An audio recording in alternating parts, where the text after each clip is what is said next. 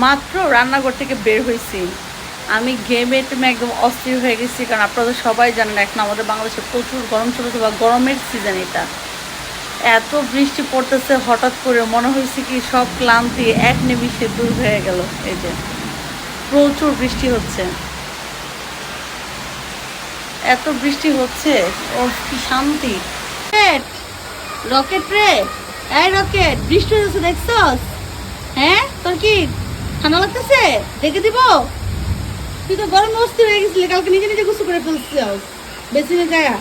কালকে কি করছে সে, নিজে নিজে গোসল করছে বেসিনের মধ্যে যে। আল্লাহর রহমত আসলে। রকেট, আপনাদের রাকিব ভাইয়া চলে গেছে আরিয়ানকে আনতে, এখন স্কুলে ফেসে গেছে বৃষ্টির মধ্যে। যাই হোক, আলহামদুলিল্লাহ ভালো বৃষ্টি হচ্ছে। আমি তো আছি বারিন্দার মধ্যে।